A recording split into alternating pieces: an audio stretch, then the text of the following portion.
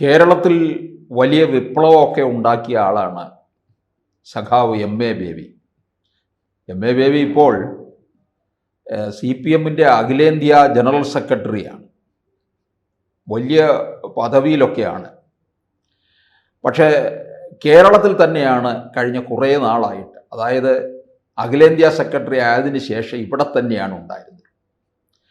പണ്ട് കേരളത്തിൽ നിന്ന് EMS നമ്പൂതിരിപ്പാട് പാർട്ടിയുടെ അഖിലേന്ത്യാ ജനറൽ സെക്രട്ടറിയായി പോയ അവസരത്തിൽ കേരളത്തിലുള്ള സഖാക്കന്മാർക്കായാലും ഈ പ്രസംഗവും പ്രഭാഷണവും ഒക്കെ ഇഷ്ടപ്പെടുന്നവർക്കൊക്കെ ഏറെ ഒരു വിഷമമുണ്ടാക്കിയ കാര്യം അദ്ദേഹത്തെ ഇനി എപ്പോഴും കേരളത്തിൽ കിട്ടത്തില്ലല്ലോ എന്നുള്ളതായിരുന്നു. കാരണം പാർട്ടി ബംഗാളിലും ത്രിപുരയിലും ഒക്കെ തന്നെ വലിയ ശക്തമാണ്. അതുപോലെ തന്നെ മറ്റ് പല സംസ്ഥാനങ്ങളിലും, ബീഹാറിലായാലും ഹരിയാനയിലായാലും അത്യാവശ്യത്തിനൊക്കെ തമിഴ്നാട്ടിലും. അപ്പം വിവിധ സംസ്ഥാനങ്ങളിൽ ഓടി നടക്കണം. ലോകത്തിൻ്റെ പല ഭാഗങ്ങളിലും, ചൈനയിലായാലും റഷ്യയിലായാലും ഒക്കെ പോവുകയും വേണം.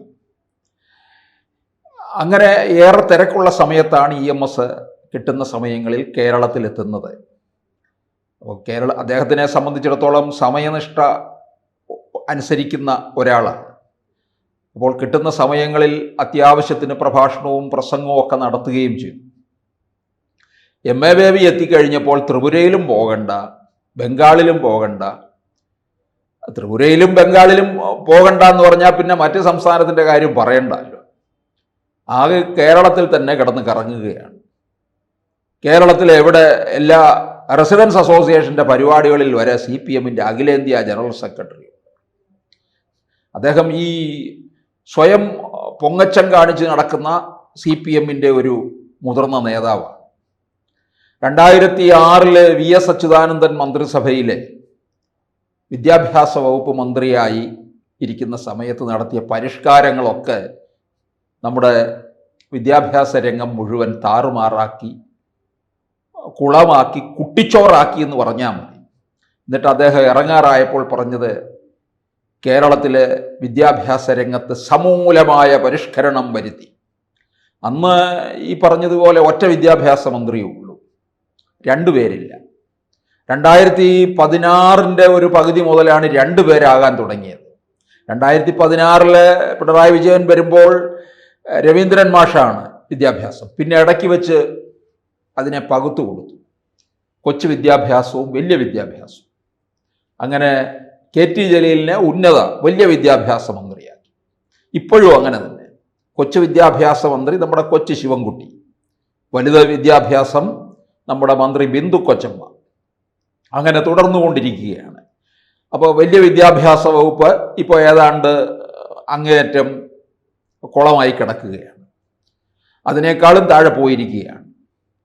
അപ്പോൾ നമ്മുടെ എം എ ബേബി അന്ന് ഇതെല്ലാം കൂടി കൈകാര്യം ചെയ്ത ആളാണ്. അദ്ദേഹം പറയുന്നത് ഞാൻ രണ്ടാം മുണ്ടശ്ശേരിയാണ്. അതിനുശേഷം അങ്ങനെ സ്വയം പ്രഖ്യാപിതനായിട്ട് കേരളത്തിൽ അറിയപ്പെടുന്നത് രണ്ടാം മുണ്ടൻ എന്നാണ് ഈ പുങ്കവൻ അറിയപ്പെടുന്നത്. അങ്ങനെ അദ്ദേഹം ഇപ്പോൾ കേരളത്തിൽ തന്നെ അഖിലേന്ത്യാ ജനറൽ സെക്രട്ടറി എന്ന് പറഞ്ഞാൽ എല്ലായിടങ്ങളിലും ഓടി നടക്കേണ്ട ആള് തിരുവനന്തപുരത്ത് മാത്രമായിട്ട് കിടന്ന് കറങ്ങുക. അങ്ങനെ ഇരിക്കുമ്പോഴാണ് അദ്ദേഹം ഇപ്പോൾ ചൈനയിൽ പോയിരിക്കുന്നു. ഇവിടുന്ന് ആ സംഘത്തിലെ കുറച്ച് പേര് കൂടി ഉണ്ട്. സുജാത, CS സുജാതയും മറ്റാരൊക്കെയോ ഉണ്ട്. എന്തിനാ പോയതെന്ന് ഒന്നിലും വെളിപ്പെടുത്തുന്നില്ല. ദേശാഭിമാനി പത്രം ഒന്നും അത്ര കാര്യമായിട്ട് കൊടുത്തിട്ടുമില്ല. അല്ലെങ്കിൽ ഈ സംഘമൊക്കെ ചൈനയിലേക്ക് പോകുമ്പോൾ ദേശാഭിമാനി പത്രം വെണ്ടയ്ക്ക അക്ഷരത്തിലോ മത്തങ്ങ അക്ഷരത്തിലോ ഒക്കെ എഴുതേണ്ടത്, അത് ചെയ്തിട്ടില്ല. മറ്റ് കേരളകൗമുദി പത്രത്തിൽ മാത്രമാണ് CS സുജാത രാവിലെ കുളിച്ചൊരുങ്ങി അവിടെ അമ്പലത്തിലൊക്കെ പോയിട്ട് എന്തോ സമ്മേളനത്തിൽ പോകാൻ തയ്യാറെടുക്കുന്നു എന്ന് പറഞ്ഞൊരു ചിത്രം കൊടുത്തിട്ടുണ്ട്.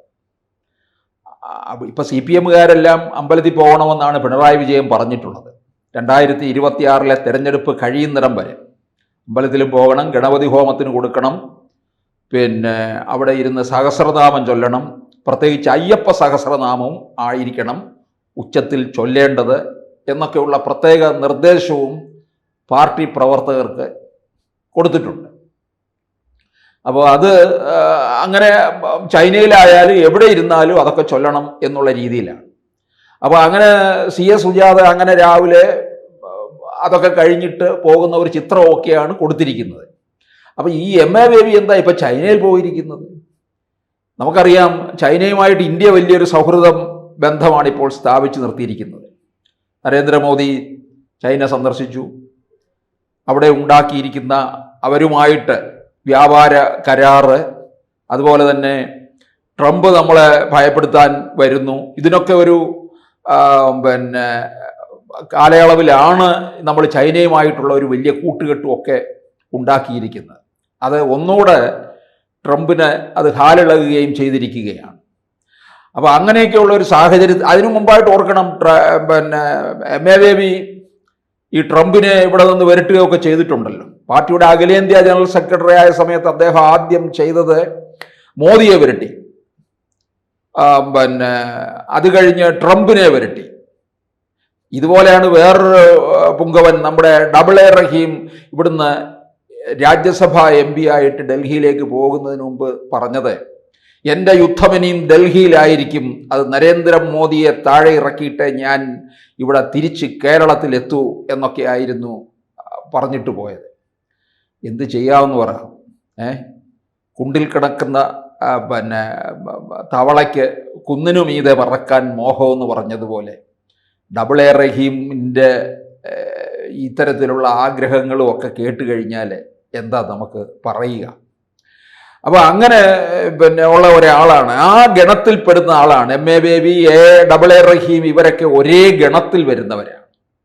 അതുകൊണ്ട് എനിക്ക് തോന്നുന്നു നമ്മൾ ചൈനയുമായി ഉണ്ടാക്കിയിട്ടുള്ള വലിയ എന്തെങ്കിലുമൊക്കെ ബന്ധങ്ങളൊക്കെ ഇല്ലാതാക്കാൻ വേണ്ടിയിട്ടാണോ MA ബേബിയെ അങ്ങോട്ട് പറഞ്ഞു വിട്ടതെന്നൊരു സംശയിക്കേണ്ടിയിരിക്കുന്നു. അത് പാർട്ടിയുടെ എടുത്ത തീരുമാനമാണോ അതോ MA ബേബി സ്വയം തീർച്ചപ്പെടുത്തി പോയതാണോ എന്നും അറിയത്തില്ല. കാരണം MA ബേബി അതിനു മുമ്പ് മോദിയെ വളരെയധികം വരട്ടിയതാണ്. അപ്പോൾ ആ വരട്ടലൊന്നും ഏശിയില്ല എന്ന് മനസ്സിലായതുകൊണ്ട് നമ്മൾ ചൈനയുമായിട്ട് മുമ്പോട്ട് നീങ്ങുന്നത് അത്ര അങ്ങോട്ട് സഖാവിന് രുചിക്കുന്നില്ല. അപ്പോൾ വലിയൊരു നയതന്ത്ര പ്രതിനിധി എന്നുള്ള രീതിയിലും സംസാരിക്കാൻ, ഇനിയിപ്പോൾ വന്നിട്ട് പറയും ഞാൻ ഈ രാജ്യത്തെ ഏറ്റവും വലിയ നയതന്ത്ര വിദഗ്ധനാണ് എന്ന് പോലും പറയാൻ MA ബേബി മടിക്കത്തില്ല. കാരണം ജോസഫ് മുണ്ടശ്ശേരിയുടെ പേര് ഉപയോഗിച്ചുകൊണ്ട് തന്നെ സ്വയം രണ്ടാം മുണ്ടൻ പ്രഖ്യാപിച്ച് നടക്കുന്ന ആളാണ്. ഇപ്പോഴും ആ രണ്ടാം മുണ്ടൻ കേരളത്തിൽ വന്നാലും അദ്ദേഹം മുഴുവൻ ഈ സഞ്ചിയും തൂക്കി കേരളത്തിൻ്റെ സാംസ്കാരിക രംഗം മൊത്തമായിട്ടും ചില്ലറയായിട്ടും ഏറ്റെടുത്തിരിക്കുന്ന ആളാണ്. അപ്പോൾ ചൈനയിൽ ഇനിയിപ്പം എനിക്ക് തോന്നുന്നു MA ബേബിയുടെ വരവ് പ്രമാണിച്ച് അവിടെ ഉള്ളവരൊക്കെ വരണ്ടിരിക്കുകയാണ്. മിക്കവാറും അവിടെ ലോക്ക്ഡൗണിന് തുല്യമാകുന്ന ഒരു കാഴ്ചയായിരിക്കും കാണാൻ പോവുക. കൂടുതൽ വാർത്തകളും വിശേഷങ്ങളും നിങ്ങളിലേക്ക് എത്താൻ ABC മലയാളം സബ്സ്ക്രൈബ് ചെയ്യുക, ബെൽ ബട്ടണും അമർത്തുക.